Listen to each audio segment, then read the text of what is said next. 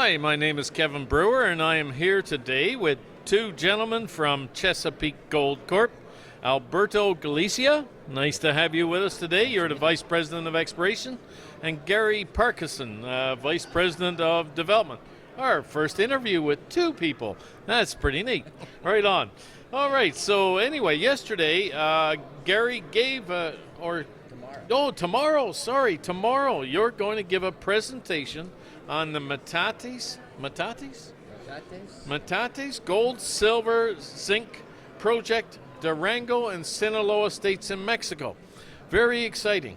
So, this project, very large, global size deposit in Durango State, one of the world's largest undeveloped gold, silver, and zinc reserves in the world, advanced to the pre-feasibility stage. Lots of people are wanting this to happen. What are the challenges in moving a project like this forward in the current market? Well, Kevin, thanks for having us here.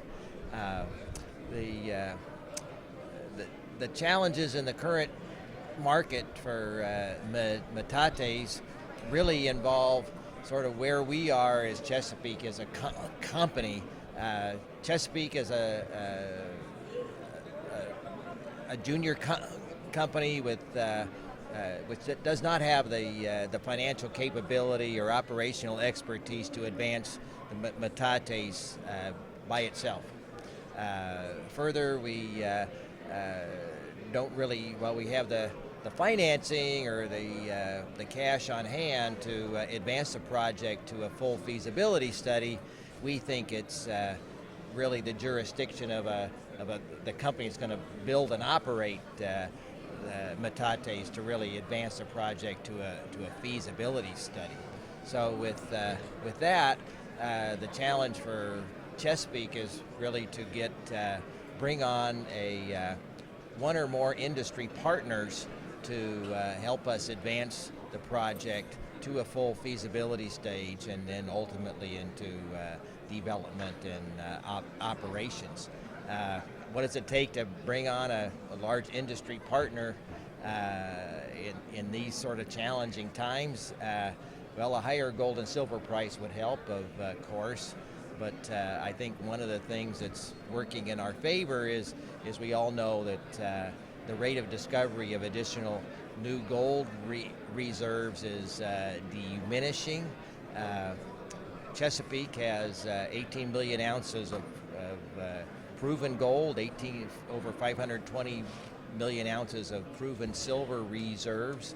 So we think ultimately some of these large industry players, they have to replenish, their production every year, and we think the reserves at Metates would certainly fill a big hole there in their production profile. So, so again, our challenge is really to tee up as best we can Metates. It's fortunate it's in a favorable mining jurisdiction like Mexico.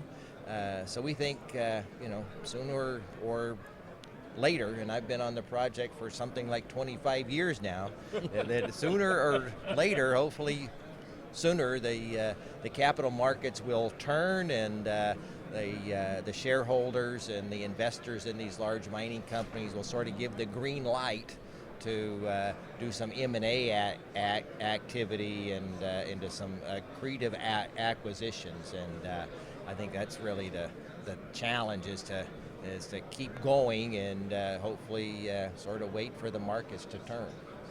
Well, thank you for that. Gary, many people are in that position as well. You're far from being the only ones, I'm sure. But you've got a great project. You've been pushing hard at it. And I know Alberto is now taking you in a few new directions. You've outlined a plan for your exploration activities in 2019. You've got a new discovery called Chrissy and several other sites. So how about telling us about those projects? Yeah, our main focus this year is going to be exploration to the south of Metates, trying to find more things around Chrissy. That is our new discovery. It's in very grassroots now. We know that there is a nice system with gold and silver there. And yeah, we are going to focus probably next 4 months in the area. And let's see. Is it another Metates or is it an It's extension of different. Metates? No, it's different. It's different? But yeah, it's more related to structural things. Metates is a disseminated deposit. But yeah, grades are a little bit better. And size we don't know. But Yep. the idea is to find out what's happening there. Ah, very good, very good. And so when you're exploring these new projects, do you think that's going to have any impact on Metates, or is it two separate things in your mind? The initial idea was to develop a pipeline of new projects around Metates and also in Sinaloa around the proposed plant site to have more possible resources for the plant after the Metates. Right on, right on. You've also had some interesting success in Yarrowly, Yeah. in Sinaloa, Yes, and Tatalia in Veracruz. So tell us a bit about those two projects. Yeah, we focused last year in Sinaloa, in Yareli, and made some drill holes. We got some interesting prospects there, porphyry, copper, molybdenum, some zinc, gold, silver skarns, and some veins with gold and silver. But it's very first step exploration, so we need to go ahead later, or probably somebody else can do that. That's respect to Sinaloa. Right on. We are doing a little bit of exploration in Tatatila in Veracruz, trying to find more things around the Mexican gold project, Las Minas. We have found some things interesting there, at least another 8 prospects around with gold, silver, zinc, and copper. And yeah, we are going to keep tracking the Copper gold scar. copper gold scars. Look similar to the Las Minas. And yeah, we haven't drilled. We did last year some geophysics, geochemistry, and we are going to keep our relation with the community this year. And Yes. it's further sampling to looking for new areas. Well, skarns are always an interesting challenge, so I'll certainly wish Yeah. you the best of luck with that one. I'm going to ask you both this question, and I'll ask it to you first, Alberto.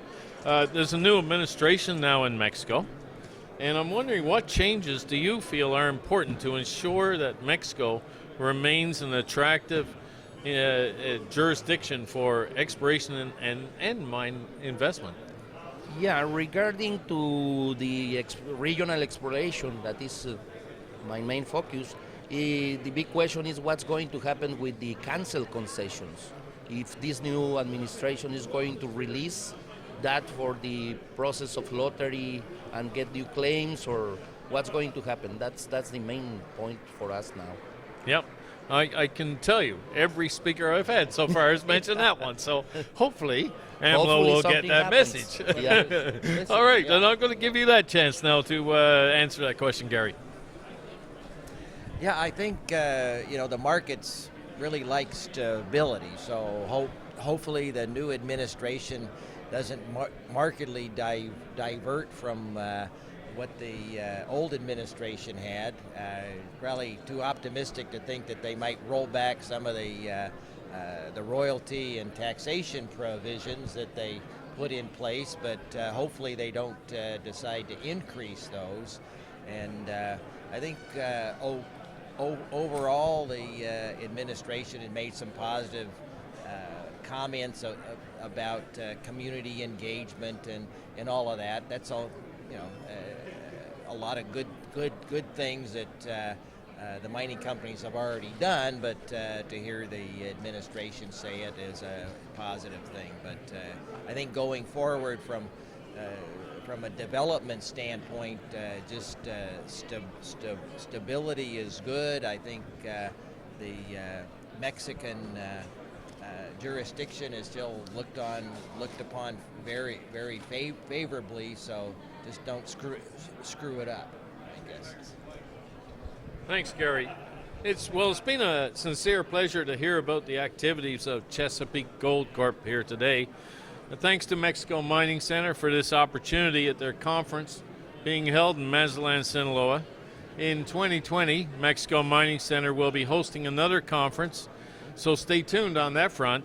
And meanwhile, also stay informed of activities in Mexico and properties for sale by going to their website at mexicominingcenter.com. My name is Kevin Brewer, and thanks, Gary.